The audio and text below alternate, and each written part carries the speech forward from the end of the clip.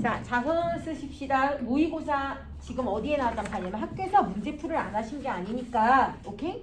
문풀은 잠깐 같이 봤을 때 어디부터 보셔야 되냐면 42번에 서술상의 특징에다가 밑줄 잡아. 서술상의 특징. 얘들아, 서술상의 특징이라는 말은 전개상의 특징하고 똑같은 말인데, 이러면 전개 기법 장치를 보는 문제지 정독형 문제는 아니야. 어떤 전개법을 타고 들어갔느냐라는 개념 원리를 묻는 문제 중에 하나야. 두 번째가 43번에 문맥상의 의미를 고려했을 때 기억에서 미음에 대한 설명 이렇게 나오시면 정독입니다. 이건 구절풀이를 물어보시는 문제니까 정독으로 보셔야 됩니다. 구절풀이야. 44번에서 보기를 참조했을 때 라고 물어보셨잖아요. 펜 잡아.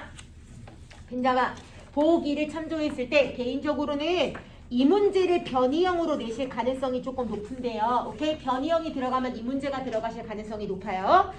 자서전들 쓰십시다의 주인공은 체크 잡아. 밑줄. 자서전 대필 작가로서 글쓰기의 환면. 그러면 알 수 있는 거 문제의 인식이다. 오케이? 내가 지금 뭔가 잘못 살고 있어 라는 문제의 인식점을 갖고 있어. 이러한 글쓰기는 밑줄 갑니다. 의뢰인의 삶을 미화하여 결국 의뢰인에게 아첨하는 것일 뿐이기 때문이다. 밑줄. 질문이요. 얘가 미화해야 되는 대상이 누구였니? 피문호였지. 피문호의 삶을 미화했었어야 됐지. 어떤 의뢰인들은 자 밑줄 갑니다. 자신들의 요구를 강요하는 일까지 서슴지 않아. 에다 밑줄. 이게 누구니? 피문호. 위협적으로 어떤 삶을 괴롭혔던 건 피문호. 주인공이 말하는 의뢰인은 자 밑줄 갑니다. 작가의 의사를 존중하면서 삶을 거짓없이 성찰하는 사람. 이게 어떤 존재야? 참된 자서전의 주인공이지. 오케이? 참된 자서전의 주인공은 이런 사람이지. 또한 주인공은 후회나 의문이 없는 밑줄 갑니다. 후회나 의문 없는 확신에 탄 태도로 독자를 사로잡는 주장을 하는 사람에다 밑줄. 자 이건 누구니? 그렇지, 최상윤이지. 오케이? 너무 확신에 차 있던 사람은 최상윤이야. 옆에 이거보다는 밑줄. 타인의 삶에 기여할 수 있는 정직한 고백을 하는 사람에다 밑줄. 자 이건 어떤 내용을 말하는 거다? 참된 자서전의 내용이 되겠지. 참된 자서전. 저 질문 들어가요. 위에서 네 번째 줄. 자, 삶을 거짓없이 성찰하는 사람은 과거, 현재, 미래. 거짓없이 성찰하는 건 자신의 과거를, 현재를, 미래를. 과거. 그럼 마지막 줄에 타인의 삶에 기여하는 건 과거야, 미래야. 미래. 자, 여기 파트를 수능 완성이랑 연결하세요. 수능 완성 파트에 나왔던 박스 보기에서 과거와 미래라는 말을 썼기 때문에 굳이 연결을 드린 거예요. 오케이? 자, 여기에 입각해서 자서전 인물상에 대한 이해를 물어봤으니 자서전적 인물상이라는 부분에 대한 이해, 정독형이자 논리적 독해 부분을 물으시는 문제죠. 45번에서 A에 대한 설명 물어봤습니다. A 갔다 와. A에서 뭐라고 얘기를 했냐면 고장난 시계나 라디오들 고칩시다. 채권 삽니다. 부서진 우산이나 빈병 삽니다. 자서전이나 회고록 씁시다. 라는 부분이 있잖아요. 요 부분이 바로 내용에 대한 이해를 묻는 거는 자 역할, 기능입니다. 서술상 기능을 묻고 있는 문제입니다. 오케이? 서술상의 기능입니다. 서술상의 기능을 묻고 있는 부분입니다. 갈게. 야 그래도 너네 아침 수업 안 한 게 다인 줄 알아. 아침 수업 했을 때 옆방에 다른 선생님이 하시는데 퍼포먼스가 장난이 아니셔가지고 난 무슨 마당놀이 보는 줄 알았거든. 나 판소리 보는 느낌인 줄 알았어. 했다 오로로로로 막 다 형이상학적으로 막 표현하셔갖고 난리가 났어요. 나 너무 놀래가지고 오늘 와가지고 저 좁은 방에서 저렇게 얘기하시면 애들이 귀청이 진짜 떨어져 나가거든요. 진짜 애들이 막 들으면서 깜짝깜짝 놀래요. 근데 CCTV 보니까 애들이 깜짝깜짝 놀래. 그래서 저것이 일타 강사인데 내가 저렇게 못하니까 일타 강사가 못됐나? 별 생각을 다 했어. 자 갑니다. 지문부터 보실게요. 중략 앞부분부터 보십니다. 간다. 지우군 차츰 선생의 그런 신념이 두려워지기 시작했다. 잘 들어. 여기가 어디냐면 수능 완성 뒷부분에 중략 부분 있잖아. 거기가 여기 내용이야. 오케이? 수완 중략 부분이 여기 부분이야. 즉 최상윤 선생을 방문해서 그의 삶을 목격하게 되었던 장면이잖아. 이게 여기야. 이해갔니? 그러니까 이렇게 봐야 돼. 수완 앞부분을 보고 오케이? 그리고 나서 지금 모의고사 파트의 첫 부분을 보고 다시 수완의 중략 이유를 보고 라스트 마지막을 지금 수능 모의고사 뒤에 부분으로 보고. 오케이? 이렇게 해야 네 군데가 조합이 딱딱 떨어져. 됐니? 자, 갈게. 제육은 차츰 선생의 그런 신념이 두려워지기 시작했다. 얘가 밑줄 질문할게. 신념이 두려워졌다라고 내면을 1번 내면을 무슨 제시기법으로 돌렸고요. 직접 제시기법으로 가셨고요. 1번 내면의 직접 제시. 그러니 지욱을 중심으로 한 무슨 시점이다? 특정인 중심의 몇 인칭 시점이다? 3인칭 전지적 작가 시점이다. 그런 신념이 에다 밑줄 잡아. 그런 신념. 질문가요? 수능 완성에서 이 파트를 뭐라고 설명했으니까 그런 신념은 어떤 신념이야? 근데 그게 뭔데? 네, 최상현. 개인이 자신의 신념을 미래에 펼쳐서 완성해 보려는 신념이죠. 오케이? 자신의 신념을 미래에 완성하겠다는 주장입니다. 자신의 신념을 미래에 완성하겠다는 주장. 그러니까 이건 자서전이 아니라 미래 신념을 보여주고 있는 예고성 글이잖아. 그러니 그런 신념이 두려워지기 시작했다라는 말로 미뤄봤을 때 선생의 그런 신념은 긍정이다, 부정이다? 부정, 네거티브 잡아. 하나 더 두려워지기 시작했다라는 말로 미루어봤을 때 최상윤 선생도 뭐에 적합한 인물은 아니다? 그렇지. 참다운 자서전에 적합하지 않음. 자, 지욱의 이해와 능력으로는 감당할 수 없는 어떤 무거운 압박감이 그를 못 견디게 짓눌러 왔다. 밑줄 잡을게. 압박감. 자, 무거운 압박감이 짓눌러 왔다. 그러면 이때 무거운 압박감이라는 건 지욱의 내면이잖아요. 사실 이 글을 소설을 보실 때 제일 주의하셔야 될 요소 중에 하나가 핵심적 인물이 지욱인지 선생인지 정확하게 아실 필요는 없죠. 그죠? 그런데 두 번째 문장으로 내려오시게 되면 자, 지욱의 이해와 능력으로 감당할 수 없는 무거운 압박감이 느껴졌단 말을 통해서 정확하게 내면 세계를 보여주는 게 누구를 중심으로 가셨어요? 네, 지욱을 중심으로 가셨죠. 지욱을 중심체로 정서가 전개되고 있다는 측면에서 봤을 때 분명히 누구의 내면을 중심적으로 파악한다? 지욱의 내면이다 라는 게 명쾌하게 보이기 시작한다는 거야. 자, 그러더니 밑에 간다. 무거운 압박감이 그를 못 견디게 짓눌러 왔다 라고 얘기를 했어. 그러면 심리적 중압감을 느끼기 시작했다는 얘기가 되어버리시고, 됐음? 심리적 중압감. 이 믿음이 논리를 초월할 수 있다고는 했지만, 자, 믿음이라는 게 논리를 초월할 수 있다고 했지만, 그러나 갑니다. 색깔펜 바꿔. 난 개인적으로 지금 이 부분은 한양 선생님이 풀이하신 방법은 마음에 안 드는데 갈게. 1번 동그라미 1번 밑줄 갈게. 아니요. 자, 한양 선생님의 풀이법이랑 약간 다르거든. 나 수능식으로 한번 해볼게. 밑줄. 논리적 이해가 불가능한 신념에다 밑줄. 논리적 이해가 불가능한 신념. 그럼 질문. 이 신념은 누구의 신념이니? 그렇지. 최상윤의 신념. 그런데 논리적 이해가 불가능하면 타당성이 느껴진다, 안 느껴진다? 오케이. 타당성과 보편성이 결여됐다는 얘기고 1번 타당성, 보편성, 결여. 타당성과 보편성이 결여됐다는 얘기고 두 번째 이것은 동그라미 1번 밑줄 맹목적인 아집이고 밑줄 맹목적인 아집이고 자, 여기에 그쳐버릴 위험성이 있었다라고 얘기했어. 그러면 맹목적이라는 얘기는 타당성이 결여되어 있단 말이며 아집은 자기 나름의 고집이란 얘기죠. 자기만의 고집이야. 자기만의 고집에 멈춰버릴 위험이 있었다. 뿐만 아니라 게다가 그 자신감이 넘치고 있는 선생님의 신념은 밑줄 자신감이 넘치는 선생의 신념 2번 자, 자신감이 넘치고 있는 선생의 신념은 털끝만한 3번 자기 회의마저 용납하지 않고 에다 밑줄 회의를 용납하지 않는다. 질문 회의가 뭐예요? 의심과 반성이잖아. 의심과 반성을 용납하지 않는다. 질문이요. 의심도 없고 반성도 없다면 진정한 자기 회고가 돼야 안 돼요? 오케이 옆에다 쓸게. 진정한 자기 회고 X. 자, 회의가 없는 신념이라는 건 3번, 4번 맹목적인 자기 독단에다 밑줄 맹목적인 자기 독단 독단이라는 건 나만 옳다는 생각이잖아. 자, 이것으로 흐를 위험 또한 큰 것이었다. 위험에다 동그라미. 질문. 이건 누가 판단한 거니?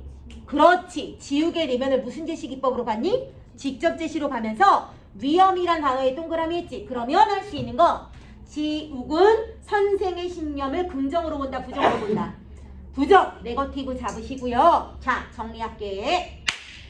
논리적인 이해가 불가능한 신념이었다. 첫 번째, 그지? 근데 그 논리적 이해가 불가능한 신념은 1번 맹목적인 아집이며 자신감이 넘치고 있는 선생의 신념인데, 그지? 그러니까 자기 스스로는 확신에 넘친 거지. 자기 확신이 넘쳐. 3번 자기 회의를 용납하지 않고 있으니 진정한 반성력이 결여되어 있을 뿐만 아니라 맹목적인 독단이다. 즉 나만 옳다는 생각이다. 이렇게 네 가지가 논리적 이해가 불가능한 신념을 구체화시킨 설명법이죠. 오케이? 그렇게 본다면 논리적 이해가 불가능한 신념은 곧 맹목적인 아집이자 자신감이 넘치는 선생의 신념이며 자기 회의마저 용납하지 않고 있는 신념이기도 하고 맹목적 독단의 흐를 위험성을 갖고 있는 대상이라고 볼 수 있죠. 그럼 질문. 최상윤 선생은 자서전용 인물에 적합하다 아니다? 절대 아니다. 절대 아니다. 그러니까 진짜 삶을 목격하기 위해서 이 지역을 방문했던 누구에게? 지욱에게 엄청난 실망감을 줬을 거야. 됐니? 오케이. 옆에 갈게. 자, 그리고 들어갔어. 그럼 첨가 들어가기 시작하고 그리고 무엇보다 그것은 지욱에게 그동안 그에게 소망해온 어떤 감동적인 자서전적 인물상 색깔펜 바꿔 잡으시고 밑줄 가실게요. 감동적인 자서전적 인물상.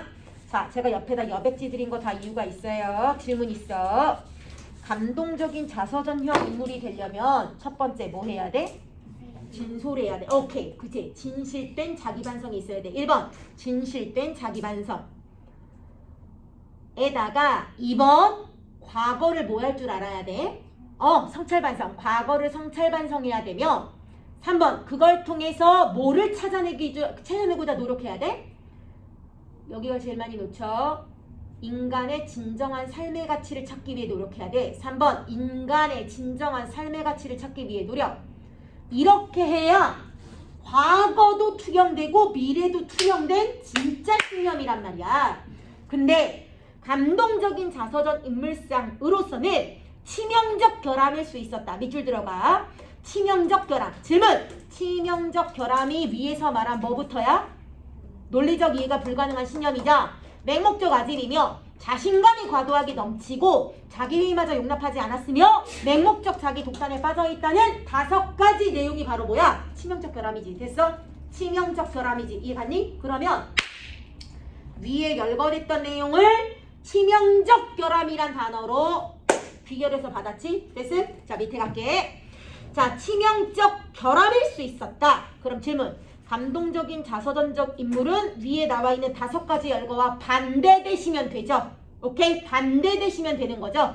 그러니까 대조적 의미의 어휘를 열거하여, 오케이? 대조적 의미의 어휘를 이용하여 작가의 주장을 강조하고 있다. 이렇게 말해도 괜찮지? 대조적 인물상을 제시하여 작가의 주제의식을 강조하고 있다. 오케이? 오케이? 긍정성의 인물과 부정성의 인물을 대조하여 인물의 전개법을 취하신 거니까 자, 부정적 인물상을 제시하시면 뭐가 좋아져요? 반대로 지향점이 강조되시는 현상이 일어나시잖아요. 자, 밑에 간다.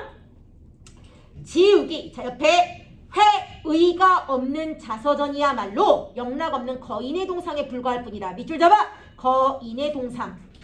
거인의 동상. 질문. 거인의 동상이라는 건 누구의 삶에 대한 부분이다? 그렇지. 최상윤의 삶을 빗댄 표현이죠. 1번 옆에다 갈게. 자, 미안. 여기 화려한 동상 이거 비슷해. 거인의 동상. 최상윤의 삶을 빗댄 부분이지. 1번 최상윤의 삶을 비운. 자, 질문 있어. 최상윤은 자기를 결함 없는 인간으로 만들고 싶어 했던 거잖아. 그러니까 대중들에게 자신의 모습을 무순화시키는 작업을 한 거다. 오케이. 대중에게 자신을 우상화시켰단 말이지. 우상화. 자, 언니가 지적하는 건 이거야. 기독교를 믿는 사람으로서 이건 굉장히 결격이 있는 행동이라는 거야. 자, 그러더니 옆에 갈게. 거인의 동상에 불과할 뿐이다. 질문. 거인의 동상은 긍정이야, 부정이야? 부정. 네거티브 잡으시고요. 질문 있어. 서술자가 거인의 동상을 부정적으로 여기고 있다는 걸 보여주는 한 단어가 보여. 누구야? 불과하다. 오케이? 불과하다라는 단어 자체가 대상에 대한 부정성 견해를 드러내는 단어지. 부정성 견해 노출이지. 호정아, 너 연기하는 거 눈에 보여 지금? 아, 쟤 지금 눈 감고 고개를 끄덕이는 굉장한 연기력을 발휘하고 있어. 너 그러다 깐느 영화에 저 어떻게 한 줄 알아? 아, 이제 눈 뜨고 이제 써. 뭐하는 짓이야? 미친 거 아니야 진짜? 자, 밑에. 자, 불과할 뿐이었다. 지욱이 최상윤의 신념을 두려워한 것은 그 자신 최상윤 선생에게서와 같은 어떤 의식의 경화 현상을 싫어해온 성격 이외에도 밑줄 갈게. 의식의 경화. 자, 의식이 경화된다 할 때 경화는 무슨 말이냐면 딱딱하게 굳어버렸다는 뜻이잖아요. 경직성이죠. 경직성이죠. 즉 다른 것을 고려할 줄 모르고 나만 옳다고 생각하는 거예요. 질문. 의식의 경직성을 보여주시는 단어를 위에서 찾으면 뭐가 될까요? 아직, 독단. 오케이? 아직, 독단이라는 게 바로 의식경화 현상인데 이걸 싫어해온 성격 이외에도 질문. 이걸 싫어해. 세목골 잡아. 누가 싫어해왔니? 지욱. 오케이. 주체는 지욱이죠. 자, 밑줄. 그와 같은 위험성에다 밑줄 가봐. 그와 같은 위험성. 자, 그와 같은 위험성은 바로 뭐예요?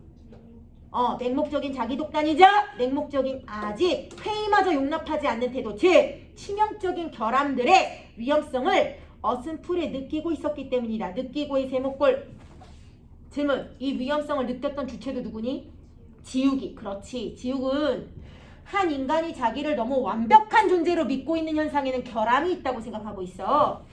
자, 하지만 그보다도 지우기가 더욱더 선생의 신념을 두려워한 것은 그러면 뒷문장이 진짜 본격적 핵심 강조형이란 얘기지. 자, 두려워했던 것은 그의 너무나도 밑줄 갑니다. 일사불란한 언동이나 생활방식에다 밑줄. 일사불란한 언동이나 생활방식. 자, 이게 바로 뭐냐? 진정성이 결여되어 있어. 오케이? 진정성 결여. 그럼 뭐냐? 보여주기 위한 삶이야. 왜? 완벽한 존재로 자기를 만들어야 우상화가 가능한데 이걸 만들어내기 위해서 결정 없는 인간으로 보여주고 싶었다는 말이지. 자, 이 생활에 대해서 오히려 어떤 씻을 수 없는 밑줄. 가식의 냄새에다 밑줄. 가식의 냄새. 이게 나타났기 때문이다. 그럼 질문. 일사불란한 언동이나 생활방식은 긍정이야, 부정이야? 부정. 네거티브 잡아. 네거티브 잡아. 아니, 사람이 도대체 이럴 수가 있을까? 한 인간의 생애에서 이처럼 말끔하게 밑줄 잡아 후회나 의구가 없을 수 있단 말인가? 자, 밑줄. 후회나 의구가 없을까지 밑줄. 질문. 후회도 없고 의구심도 안 느끼는 건 누구야? 오케이. 최상영. 그런데 지욱이 바라봤을 때 이건 정상, 비정상? 비정상. 긍정, 부정? 네거티브 잡아. 무슨 말이냐? 후회가 없고 반성이 없는 새끼들이 자서전을 왜 씁니까? 오케이? 자서전을 쓸 필요가 없어요.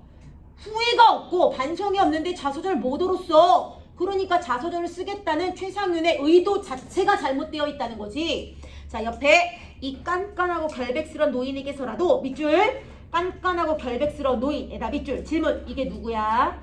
오케이. 최상윤이 질문. 깐깐했다는 말을 근거로 잡았던 건 일사불란한 언동과 생활을 갖고 있었기 때문이야. 그런데 결백스럽다고 느꼈던 건 그의 삶에 뭐는 없기 때문이야? 네, 회의마저 용납하지 않는 태도가 있었기 때문이잖아. 후회와 의구가 없었기 때문이잖아. 이해갔니? 콜. 다시. 깐깐하다고 평가한 이유는 일사불란한 언동과 생활 방식을 갖고 있었기 때문이야. 됐어? 그런데 결백스럽다고 봤던 이유는 후회나 의구심이 전혀 없었기 때문이잖아. 됐어? 오케이. 이 노인에게서라도 어찌 밑줄 갑니다. 질문. 깐깐하고 결백스럽다라는 말의 표현은 긍정이야, 부정이야?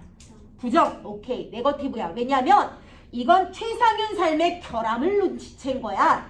옆에 어찌 밑줄 간다. 따뜻한 아랫목과 좋은 음식에 대한 바람. 이게 전혀 없을 수 있단 말인가? 질문 있어. 최상윤은 극도로 뭐한 삶을 살았어요? 공손. 네, 극단적으로 소박한 삶을 살아요. 그러니까 따뜻한 아랫목과 좋은 음식을 먹는다 안 먹는다? 안 먹어요. 오케이? 최상윤은 절제적 삶을 살았다는 거야. 극단적으로 절제적 삶을 살았다는 얘기야. 밑에 쓸게. 극단적으로 절제적 삶을 삶. 질문. 뭘 위해서? 뭐가 되고 싶어서? 거인의 동상이 되고 싶어서. 오케이? 거인의 동상이 되고 싶어서. 그러니까 나라는 인간에 대해서 무슨화 작업을 하려면, 우상화 작업을 하려면 나는 결함이 있으면 돼? 안 돼? 안 돼. 그러니까 따뜻한 아랫목과 좋은 음식이라는 인간의 본능을 절제한 삶을 살았는데 그게 진정성이 느껴지는 게 아니라 모순적 삶의 태도가 느껴졌어? 가식적 삶의 태도가 느껴졌어. 오케이. 밑에 써. 1번. 자, 이것이 밑줄 들어가 전혀 없을 수 있단 말인가? 에다 밑줄. 전혀 없을 수 있단 말인가? 에다 밑줄. 자, 누가 전혀 없었다? 최상윤이 전혀 없었다. 그런데 최상윤이 극단적 절제형 삶을 살았다는 얘기지. 오케이? 그런데 그건 너무나 무슨적 삶이야? 가식적 삶이야. 옆에다 쓸게. 1번 극단적 절제의 삶을 살았어. 1번 극단적 절제. 2번 이건 분명히 뭐다? 가식적 삶이고 3번 거인이 되기 위한 과정이라고 느꼈단 말이지. 거인이 되기 위한 과정. 이해 갔니? 알겠니? 자, 최상윤은 자기에 대해서 사람들의 우상화 작업을 하기 위해서 나를 너무 완전한 인간으로 만들고 싶었다는 얘기잖아. 옆에 갈게. 아무리 엄격한 극기의 세월이 있었던들 그것이 어찌 감히 밑줄 들어가 가장 사람다운 욕망에다 밑줄. 가장 사람다운 욕망에다 밑줄. 이것까지 송도리째 근절시켜서 멸종시킬 수가 있단 말인가? 즉 소멸시켜버렸다. 질문. 사실 사람다운 가장 기본적 욕망은 소멸이 된다 안 된다? 안 되는 게 마땅한데 질문. 사람의 가장 사람다운 욕망을 가리키는 두 단어를 찾아. 따뜻한 아랫목과 두 번째 좋은 음식. 연결. 이것이 어찌 사라질 수가 있단 말인가? 그럼 사라질 수가 있다 없다? 없지. 그러니까 밑줄. 엄격한 극기의 세월에다 밑줄. 엄격한 극기의 세월에다 밑줄. 질문. 극기의 세월이라는 건 뭐를 절제하는 삶이야? 욕망을 절제하는 삶이지. 1번 욕망을 절제하는 삶. 근데 문제. 최상윤은 그게 뭐가 되기 위한 과정이었고? 그렇지. 거인이 되기 위한 과정이었고. 그럼 그건 극기를 한 게 아니라 사실은 뭘 하면서 살아왔던 거고? 가식을 떨며 살아왔던 거고. 3번. 사실은 가식적이었다는 거지. 사실은 가식. 사실 그 사람은 정말 극기를 해낸 게 아니라 극기를 한 것처럼 보이게끔만 만들었단 말이야. 그럼 질문. 엄격한 극기의 세월은 긍정이야 부정이야? 부정. 왜? 진정한 극기가 아니라 가식적인 행동이었을 뿐이야. 남들에게 보여주는 삶이었단 말이지. 아래 갈게. 자, 송도리째 금멸시켜버릴 수가 있단 말인가? 이 노인은 어찌하여 그것을 끝끝내 시인하려 들지 않고 있는 것인가? 밑줄! 그것을 끝끝내 시인하려 들고 있지 않다 라고 밑줄 들어갔어. 그것을 끝끝내 시인하려 들지 않고에다 밑줄. 그러면 진정성이 있다 없다? 진정성 X. 가장 인간의 기본적 본능조차도 인정하지 않는 그런 성격의 소유자란 말이지. 그러면 인정하지 않는다는 건 나만 옳은 사람이잖아요. 그러니까 뭐하다? 독단적이고 아집이 넘치는 사람이죠. 아집이 많아.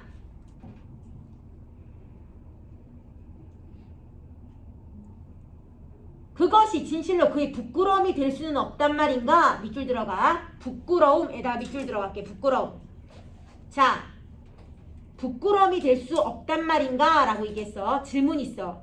야, 부끄러움을 한양 선생님이 설명한 거랑 나랑 다를 수 있는데 한양 선생님이 뭐라고 설명했냐면 부끄러움은 그의 부끄러움이 될 수는 없단 말인가? 라고 얘기했을 때 질문 있어요. 그것은 뭐예요? 그것이 뭐예요?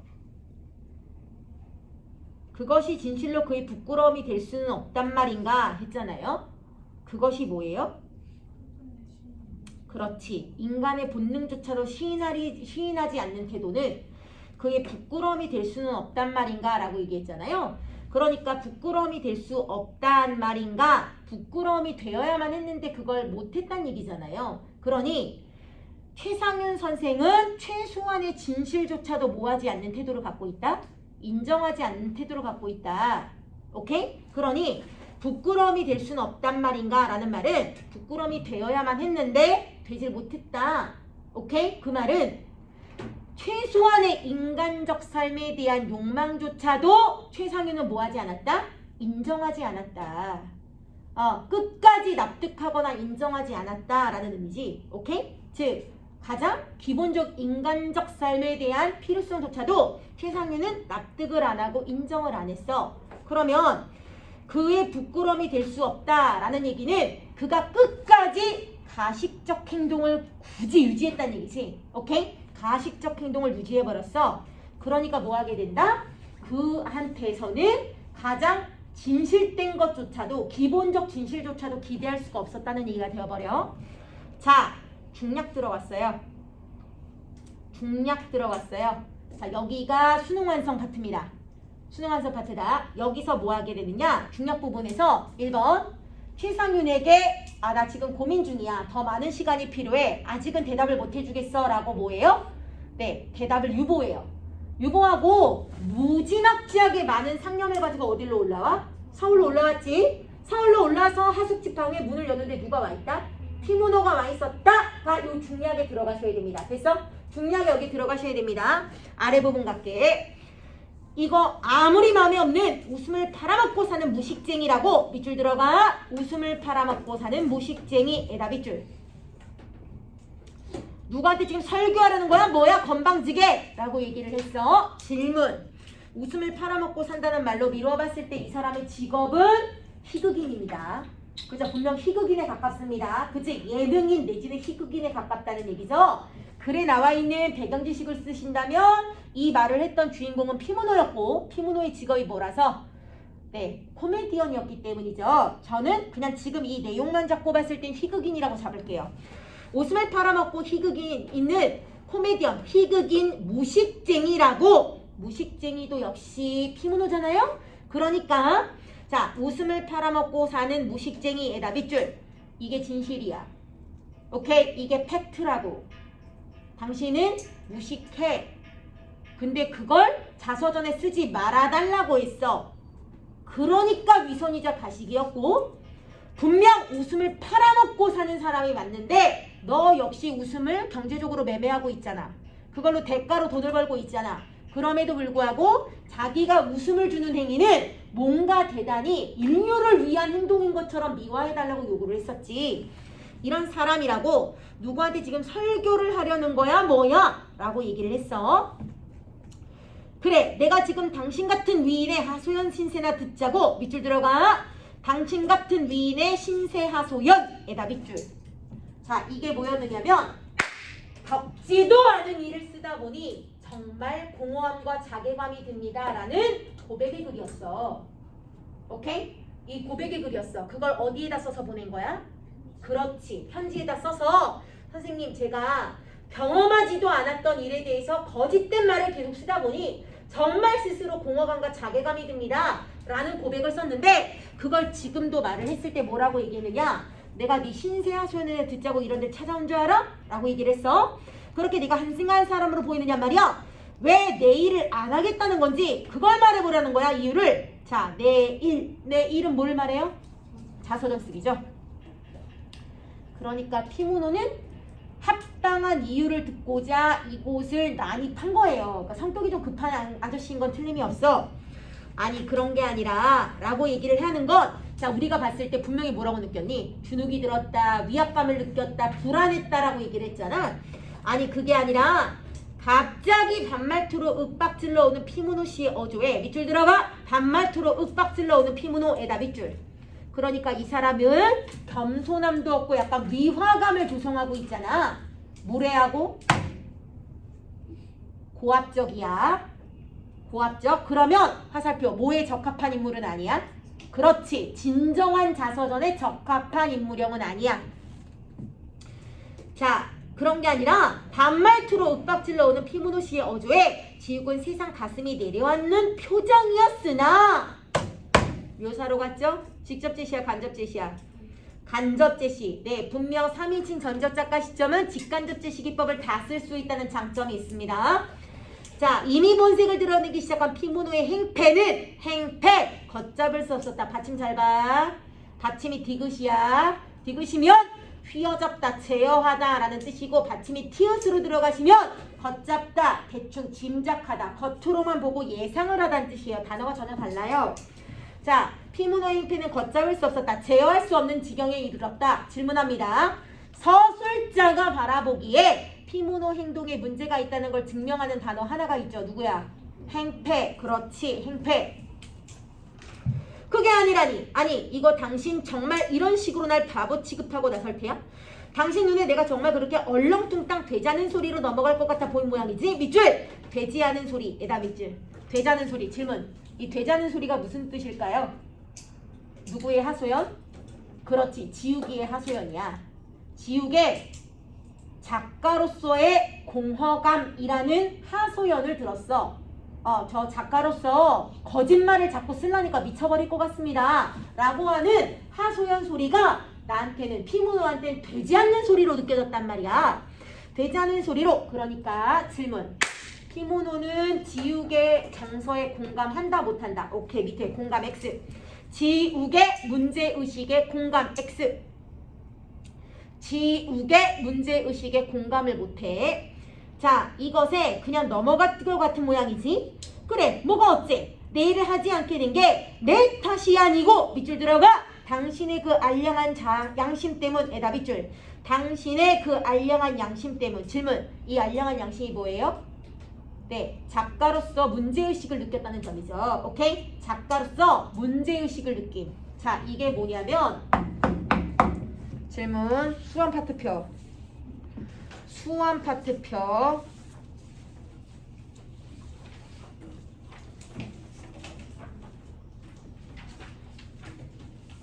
작가로서의 양심을 가리키는 말. 뭐가 없는 언어를 쓰고 있다? 첫 줄. 정처도 없고 주인도 없는 언어로 글을 쓰고 있다. 오케이? 정처도 없고 주인도 없는 언어로 글을 쓰고 있다. 이해 갔음? 콜? 에다가 두 줄 내려올게. 그 아래 진짜 뭐가 있을 수 없는 언어이다. 진짜 주인이 없는 언어로 글을 쓴다.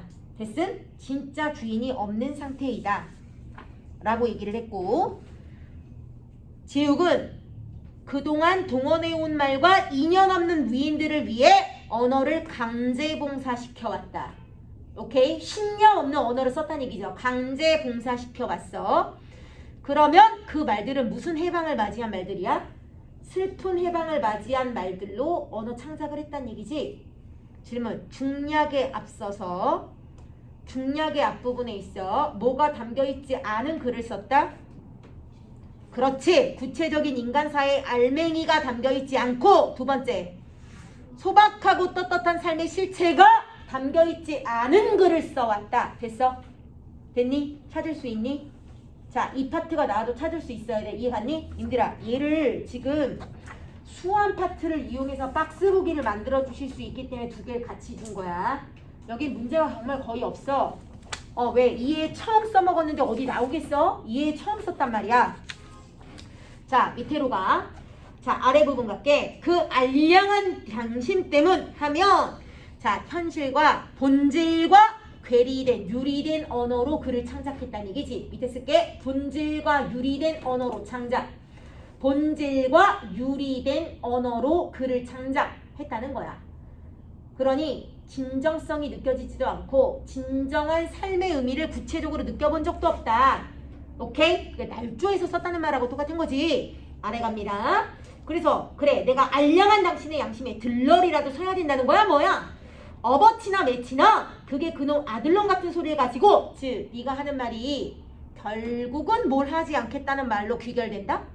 자서전 집회를 하지 않겠다는 말로 귀결되지 않느냐. 오케이? 어버치나 매치나 똑같다는 얘기는 너 때문에 안 쓰든 나 때문에 안 쓰든 결국은 안 쓰겠단 말 아니야. 오케이? 자, 밑에 정내게 말재간을 한번 부려보고 싶어서 이래? 밑줄 말재간을 부려보고 싶어서 이래? 하는 말은 지금 이 상황을 모면하고 싶어서 지금 너 말장난치는 거야? 오케이? 상황을 모면하고 싶은 말장난이냐?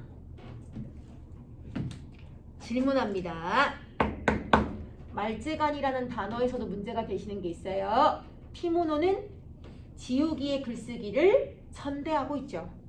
오케이? 지우개 글쓰기 행위를 천대하고 있어요. 즉 작가로서 존중을 하시는 게 아니라 천대를 해서 너는 말장난을 치고 있는 것이다. 궤변을 늘어놓는다.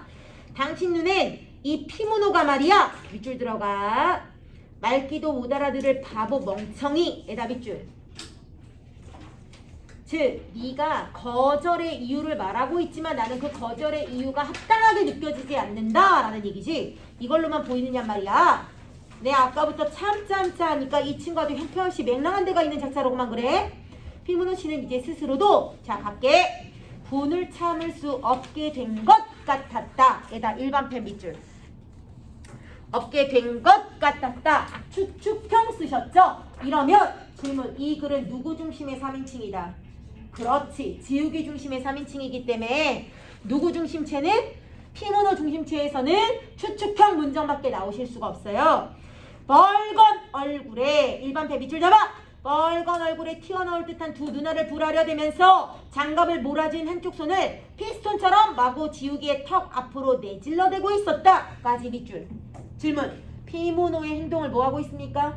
묘사했습니다. 1번 가. 1번 묘사. 묘사하면서 분노를 터뜨리고 있는 정서를 표출했잖아요. 그죠? 분노. 질문.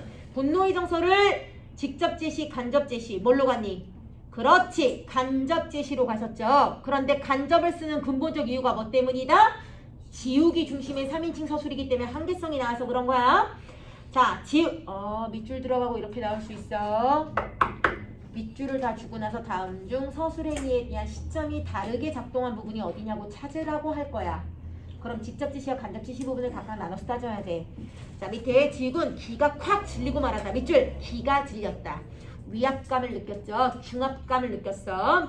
위압감을 느꼈어. 질문. 기가 질렸다는 직접이니 간접이니?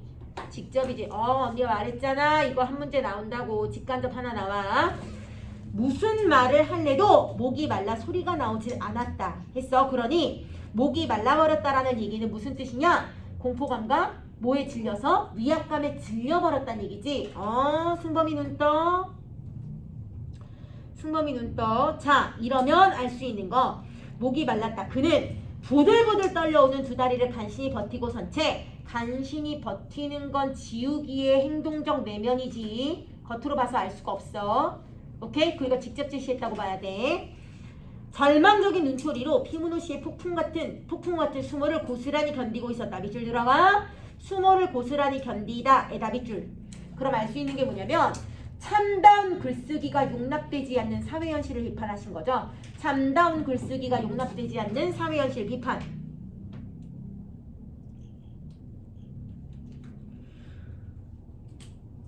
자, 여기는 질문 있어. 지욱은 그만 기가 콱 질리고 말았다부터 괄호 열어. 고스란히 견디고 있었다. 세 줄 묶어. 세 줄 묶어. 질문. 서술 대상의 초점이 누구한테 딱 맞춰져 버렸어요? 그렇지. 지욱으로 서술 대상 초점이 완전히 맞춰져 있기 때문에 서술 대상 초점이 맞춰져서요. 서술 대상인 지우기의 상황에 대해서 구체적 서술이 나와버렸습니다. 서술 대상에 초점을 맞춰서 초점 아니고 초점이야. 사이소리 현상 일어나. 자, 밑을 불현듯 최상윤 선생의 일이 펜 바꿔라. 잘 들어. 수능 완성 파트에선 분명히 아직 완전하게 뭐를 못했어요? 결정은 못했었어요. 다만 마음속으로 되게 딜레마 상황이었지. 그래서 뭐라고 나왔냐면 고민을 거듭했지만 결정을 못 내렸었다라는 서술이 나왔었잖아. 근데 지금 비로소 결정하게 됩니다. 지금 이 건으로 결정하게 됩니다. 자, 펜 바꿔 갈게. 최상윤 선생의 일에다 밑줄. 이게 언더라인 간다. 처참스런 곤욕을 견뎌낼 수 있는 어떤 서광처럼 머릿속으로 떠올라왔다. 아니다. 밑줄 질문합니다. 처참스러운 곤욕은 누구에 의한 곤욕이에요? 피문호에 의한 곤욕을 견뎌낼 수 있는 어떤 빗줄기 서광. 질문. 어떤 서광은 뭘 빗댄 거니? 최상윤 선생의 일이죠. 그지? 그러면 원관념은 감춰두고 보조관념만 제시했으니까 무슨 기법이니? 네, 지교로 갔어요. 어떤 서광처럼으로 했잖아. 그러니 최상윤 선생의 일은 어떤 빗줄기처럼 머릿속에 떠올랐어. 그럼 알 수 있는 게 뭐냐? 잘 들어. 견뎌낼 수 있다라는 말로 미뤄봤을 때 현실적 고난을 견뎌내는 힘으로 작용하고 있다는 얘기지. 밑에 쓸게. 현실적 고난을 견뎌낼 수 있는 버팀목이 되었어. 자, 최상윤 선생의 일은 분명히 네거티브적인 일이었는데 이게 나에게 견뎌낼 수 있는 힘을 줬단 말이야. 자, 밑에 최상윤 선생과의 약속이 그의 참을성에는 상당한 힘을 보태기 시작했다. 이런 자의 자서전 따위를 대필하려 했다니. 밑줄. 이런 자이라 밑줄. 질문. 이런 자는 누구예요? 비문호. 그렇지. 내가 이런 새끼의 자서전을 대필하려 했다니. 그러면 후회와 반성이 묻어나지. 후회, 반성. 아, 지금 지우기는 후회하고 반성하며 회의하고 있네. 오케이? 과거의 자기 행동을 후회하고 있지. 그러면서 옆에 최상윤 선생 같은 분에게조차 내 주관을 굽힐 수 없었던 이 지우기 아닌가? 밑줄 짝 잡아. 자, 질문. 최상윤 선생은 외부적으로 긍정의 인물이야, 부정의 인물이야? 외부적으로는 긍정이야. 그러나 내가 판단했을 때 뭐가 느껴졌어? 그렇지. 대외적으로 훌륭하나 가식이 느껴짐. 했지? 대외적으로 훌륭하지만 가식이 느껴졌어. 그래서 그런 최상윤 선생 같은 분에게조차 내 주관을 굽힐 수 없었던 이 지우기 아닌가? 그럼 밑줄 잡아. 이 지우기 아닌가? 그러면 나는 피문호 같은 자의 대필은 할 수가 있다 없다? 그렇지. 피문호의 대필을 절대 할 수 없다는 결심이지. 그럼 알 수 있는 거 최상윤 선생과의 일이 결심을 굳혀주는 동기부여를 하게 되고 현실의 고난을 견뎌내는 의지력을 촉발시키는 동기매개체가 되어버리죠. 최상윤이 피문호의 수모를 견딜 수 있는 의지를 촉발시켰단 말이야. 자, 이런 지우기 아닌가? 그러면 결심이자 의지를 발휘하고 있다. 결심, 의지. 이런 자의 책을 쓰면서 그의 밑구멍을 핥느니. 밑줄. 이런 자의 책을 쓰면서 그의 밑구멍을 핥느니. 끊어. 자, 여기까지가 김광규 묘비명. 오케이? 김광규 묘비명에서 그의 묘비명을 썼던 문인이 똥구멍을 핥은 사람이야. 알았니? 김광규 묘비명에서 그의 묘비명을 쓴 자가 밑구녕을 핥아준 사람이지. 그러니까 알 수 있는 게 뭐냐? 세상에 아첨하고 뭐에 휘둘려졌던 자본의 경제력에 휘둘린 자가 되어버리지. 오케이? 세상에 아첨하고 경제력에 휘둘린 자. 자, 이런 자의 책을 쓰면서 그의 밑구멍을 핥느니 차라리 선생의 발 밑에라도 나가 엎드려 선생의 신념을 찬미하는 것이 낫지 않으냐? 차라리 최악보단 차악을 선택하겠다는 거예요.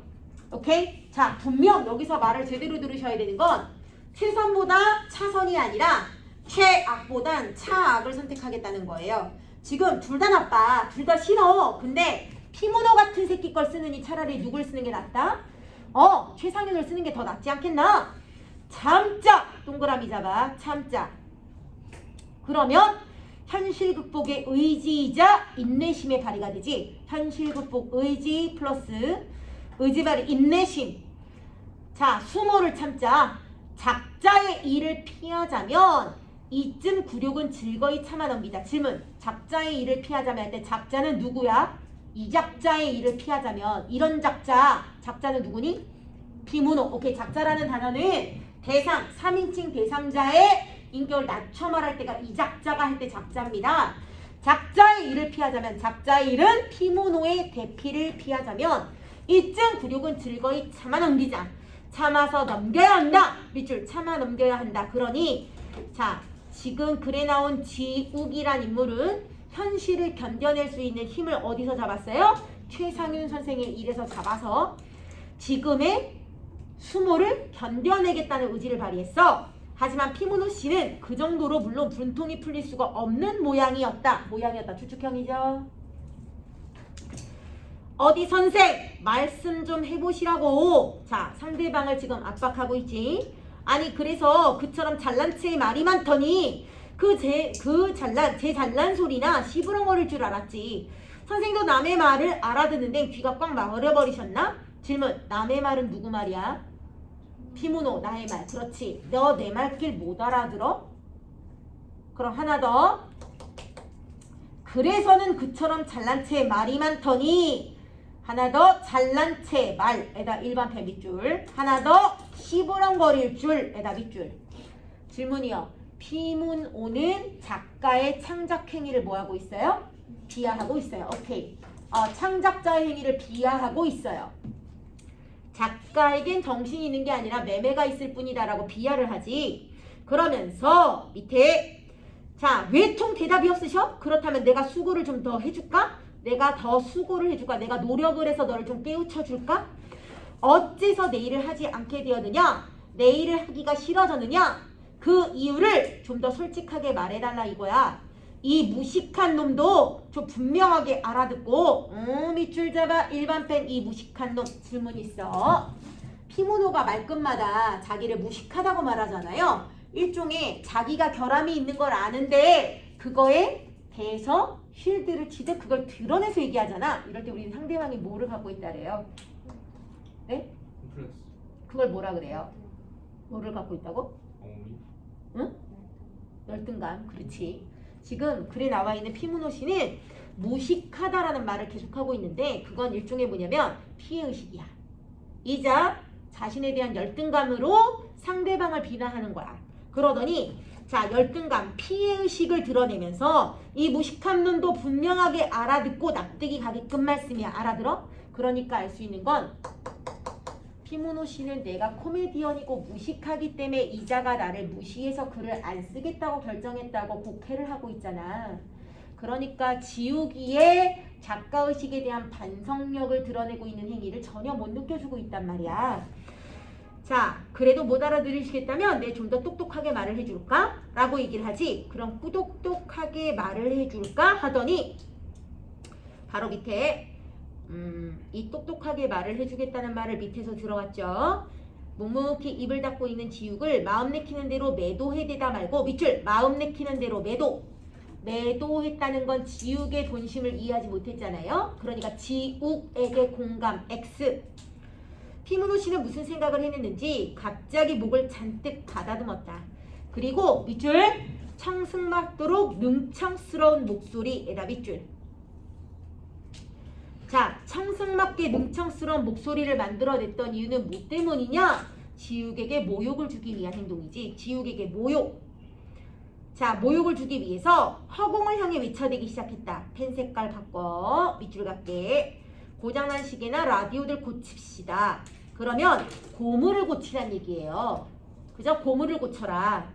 채권 삽니다. 채권이라면 매매대상물 아닙니까? 옆에 부서진 우산이나 빈병을 삽니다. 그럼 알 수 있는 거 망가진 물건이란 얘기죠. 그죠? 자서전이나 회고록들 쓰십시다. 색깔펜 바꿔서 밑줄 쫙가. 질문 있습니다. 피문호의 생각으로는 고물이나 채권이나 부서진 물건이나 자서전 회고록 쓰기나 다 뭐예요? 동급이죠. 그죠? 그러니까 자서전과 회고록을 쓰는 것은 이렇게 나올 수 있어. 화자의 인식에 동일하게 여겨지는 대상물을 열거하여 대상을 조롱하고 있다. 그지? 피문호의 생각에 다시 화자의 인식에 동일하게 느껴지는 대상물을 열거하여 상대방을 조롱, 희화화하고 있다. 이해갔니? 왜냐? 피문호의 생각으로는 고물이나 채권이나 자서전 쓰기나 부서진 물건을 고치는 행위나 다 동격이죠. 그러면 자서전이나 회고록 쓰기는 뭐냐? 경제적 매매가 가능한 행위입니다. 경제적 매매가 가능한 행위. 그러면 2번 물질적 세속적 대상물이 되어버려요. 물질적이고 세속적인 대상물, 그러니까 정신적인 활동이 결여되어 있는 거라고 봤단 말이지. 이런 행위를 쓰십시다 라는 말은 너에게 돈만 주면 얼마든지 이걸 사서 쓸 수 있잖아 라고 비하하는 거잖아. 그러니 3번 지우개 글 쓰는 행위를 천대하고 비하하시는 겁니다. 지우개 글 쓰는 행위를 천대 비하. 자, 고저, 높낮이와 단속, 속도나 짧게 끊는 것 등을 적당히 조화시켜가며, 그럼 이 적당한 조화도 뭐냐? 상대를 조롱하기 위해서죠. 길게 외쳐대고 난 피문호 씨가 이제 좀 알아듣겠냐는 듯 여유만만한 표정으로, 왜? 일종의 복수를 감행한 거잖아? 만족감이죠. 상대를 모욕한 행위에 대한 만족감을 느끼고 있죠. 이러면서 이윽히 건너다 보았다. 들어. A 부분에 의미하는 상징적 의미가 뭐냐고 그렇게 많이 물어볼 거야. 이 사회는 엄밀하게 말하면 60년대 말에서 70년대 배경으로 썼습니다.